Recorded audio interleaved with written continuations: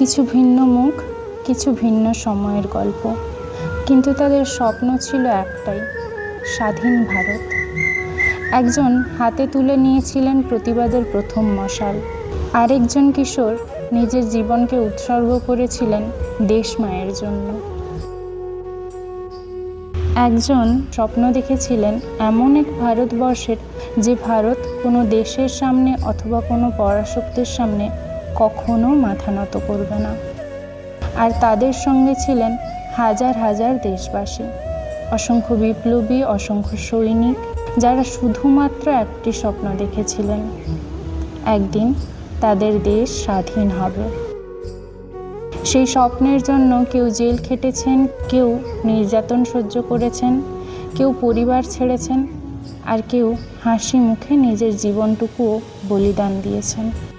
আজ তাদেরই জন্য 2026 সালে আমাদের দেশ দাঁড়িয়ে 80তম স্বাধীনতা দিবসের দ্বার প্রান্তে। 1857 সাল ভারতের ইতিহাসে তখন এক অগ্নিগর্ভ সময়। ব্রিটিশ ইস্ট ইন্ডিয়া কোম্পানির শাসন, অবিচার, শোষণ এবং নানা কারণে মানুষের মধ্যে দীর্ঘদিন ধরে জমে উঠেছিল ক্ষোভ। কিন্তু সেই সময় প্রতিবাদ করার মানেই ছিল বিপদের মুখোমুখি দাঁড়ানো। মানুষ ভীত এবং সন্ত্রস্ত ছিল, তবুও সেই ভয়ের মধ্যেই কেউ কেউ সাহস করে মুখ খুলতেন। তাদের মধ্যে অন্যতম ছিলেন একজন তেজস্বী তরুণ সিপাহী, মঙ্গল পাণ্ডে।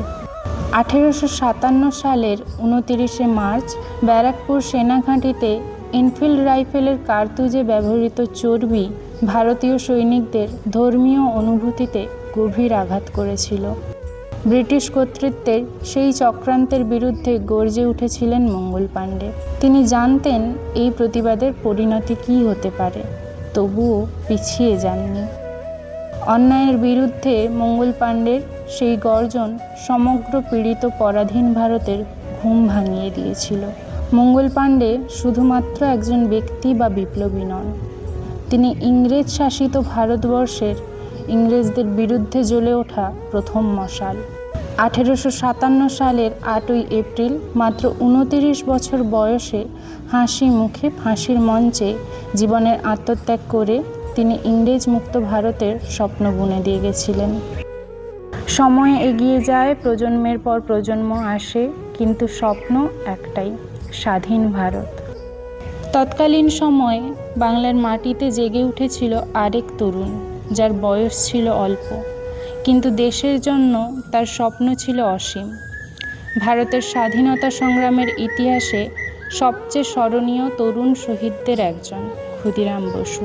মাত্র 18 বছর বয়সে যখন নিজেকে নিয়ে স্বপ্ন দেখার কথা, তখন পরাধীন ভারতের শৃঙ্খল ভাঙতে তিনি হাতে তুলে নিয়েছিলেন বিপ্লবের মশাল। 1908 সালের 30 এপ্রিল অত্যাচারী ব্রিটিশ বিচারক কিংসফোর্ডকে শাস্তি দিতে মুজফ্ফরপুরে তিনি বোমা বিস্ফোরণ ঘটান। লক্ষ্যভ্রষ্ট হওয়ায় সেই ঘটনার পর তিনি ধরা পড়েন। একজন তরুণের সামনে তখন ছিল মৃত্যুদণ্ড, কিন্তু তার চোখে কোনো ভয় বা পরাজয় ছিল না। 1908 সালের 11ই আগস্ট ক্ষুদিরাম বসু ফাঁসির মঞ্চে নিজের জীবন উৎসর্গ করেন, কিন্তু তখনও স্বাধীনতার স্বপ্ন থেমে থাকেনি। ক্ষুদিরামের আত্মত্যাগের আগুন পৌঁছে গেছিল আরেক অনন্য দেশপ্রেমিকের হৃদয়ে, যার কণ্ঠে জেগে উঠেছিল স্বাধীনতার ডাক। কোটি কোটি মানুষের হৃদয়ে আগুন জ্বালিয়ে দিয়েছিল সেই ডাক। তার কাছে স্বাধীনতা কোনো দূরের স্বপ্ন ছিল না, স্বাধীনতা ছিল অধিকার। ক্যাপ্টেন মোহন সিং ও রাসবিহারী বসুর তত্ত্বাবধানে গড়ে ওঠা আজাদ হিন্দ ফৌজ বা ইন্ডিয়ান ন্যাশনাল আর্মিকে তিনি পুনর্গঠন করেন এবং শক্তিশালী করে তোলেন। সেই অনন্য ব্যক্তি ছিলেন নেতাজি সুভাষচন্দ্র বসু। তৎকালীন রক্ষণশীল সমাজে নারীদের গৃহবন্দী ভূমিকা থেকে বের করে এনে নেতাজি ঐতিহাসিক বিপ্লব ঘটিয়েছিলেন। তিনি আজাদ হিন্দ ফৌজে ক্যাপ্টেন লক্ষ্মী সহগলের নেতৃত্বে ঝাঁসি রানী রেজিমেন্ট গঠন করেন। এটি ছিল দ্বিতীয় বিশ্বযুদ্ধের সময় গঠিত ভারতীয় জাতীয় সেনাবাহিনীর প্রথম নারী শাখা।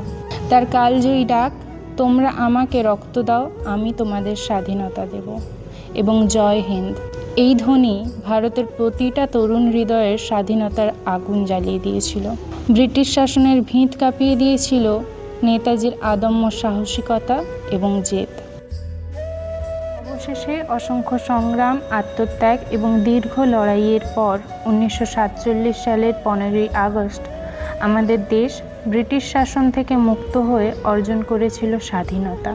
স্বাধীনতার সেই লড়াই আমাদের আজও মনে করিয়ে দেয়, এই দেশ শুধুমাত্র একটি ভূখণ্ড নয়, এই দেশ আমাদের ভালোবাসা, আমাদের গর্ব, আমাদের পরিচয়। ভারত মাতার সেই সকল বীর সন্তান যারা ভারত স্বাধীন হওয়ার আগে দেশের স্বাধীনতার জন্য প্রাণ দিয়েছেন এবং স্বাধীনতার পরেও দেশের সীমান্ত রক্ষা করতে আজও নিজেদের জীবন উৎসর্গ করে চলেছেন, তাদের প্রতি আমার শত সহস্র প্রণাম ও গভীর শ্রদ্ধা। তাই তাদের স্মরণ করে এবং দেশের প্রতি ভালোবাসা ও শ্রদ্ধা জানিয়ে আজকের এই ছোট্ট উপস্থাপনা।